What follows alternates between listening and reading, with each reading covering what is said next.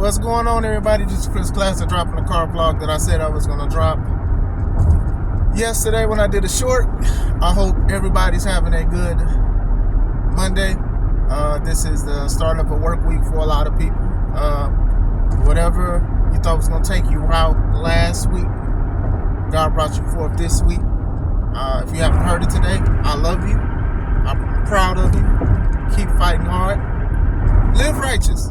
Don't forget that God loves you and Christ loves you. When you read the word and you open it, you understand. You know, we pray for monetary and prosperity and things like that, but I also pray that we seek Him and we seek discernment and peace. You know, these things are very important when it comes into it, you know. Something to think about. Make sure you subscribe to this channel, the Take It Home Podcast. Make sure you subscribe to my second channel, me and my wife's professional wrestling company, C3 Ultimate Wrestling. We got a show next week, next Saturday, The Amazing World. We have to determine a new C3 Ultimate Wrestling champion. It's the C-Red's final show. The Spirit of Detroit is coming back. Marcelo Spade returns. Renee Van Peebles. So many people. It's going to be a good show. But let's talk about it. So last night, AEW had Wrestle Dream. It was a show that was a tribute to Antonio Inoki. Not even gonna lie, it was only a few matches that I cared for. I already told you guys before, I'm sick of multi-man, 8-man, 4-way tag team. I'm just sick of those. They could have did without. And honestly, they could have had a better card. I ain't gonna lie to you, especially with everything. But anyway, at the end of the show, Edge shows up. So Edge has his music.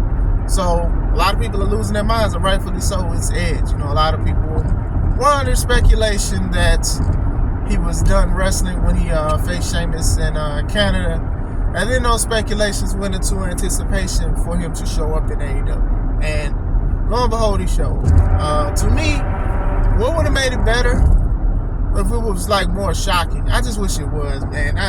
Look, man. A lot of people be feeling entitled about knowing the inside scoop of stuff. People be saying stuff and all that because they want clicks, they want likes, subscriptions, paywalls. They want all that. But man, it used to be a good time where you used to just watch TV and then somebody just show up. You had no idea they was showing up. Nowadays, even the companies who have these people, they announce it.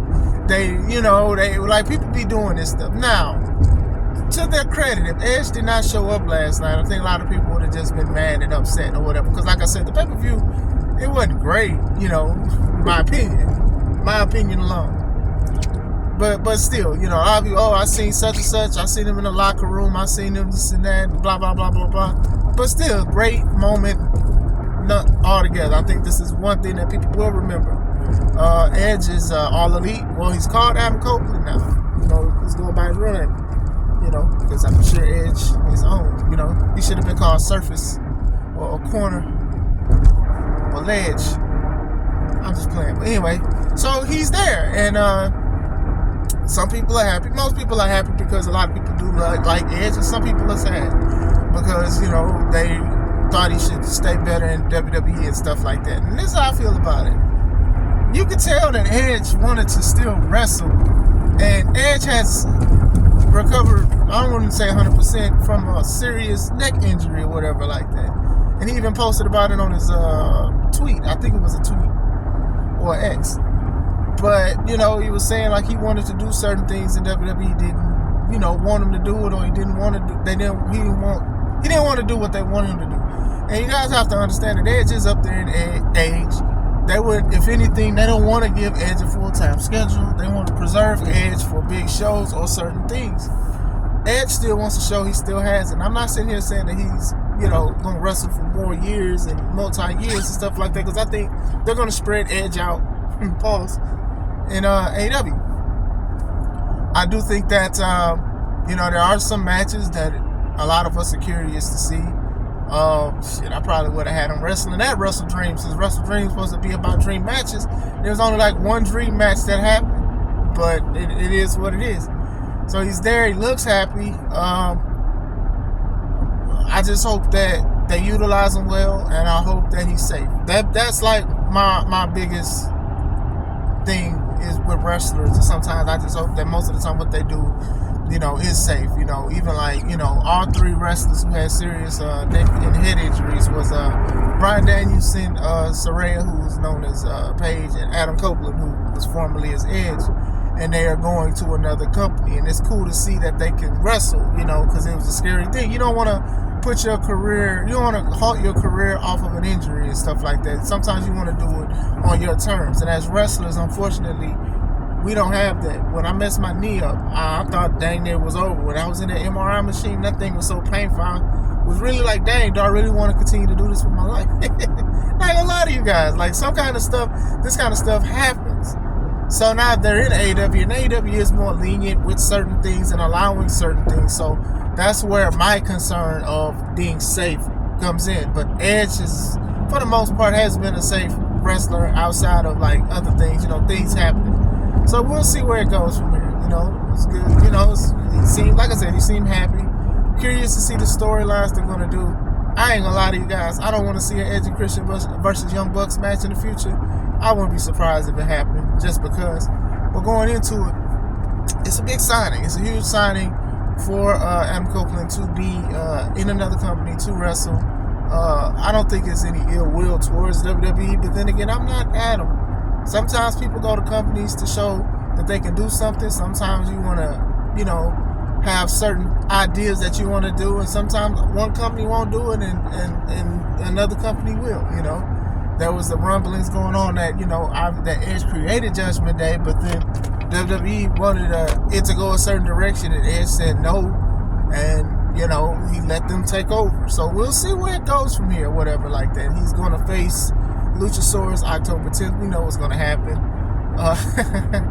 October 10th, he faces Luchasaurus, so we'll see. It looks like he may be feuding with his quote-unquote brother, Christian, but we'll see. Like I said, I don't know if the show was like that because they were harping on Edge to debut as being like the shocker of the pay-per-view or the best moment, but that's not how you do a pay-per-view or whatever like that.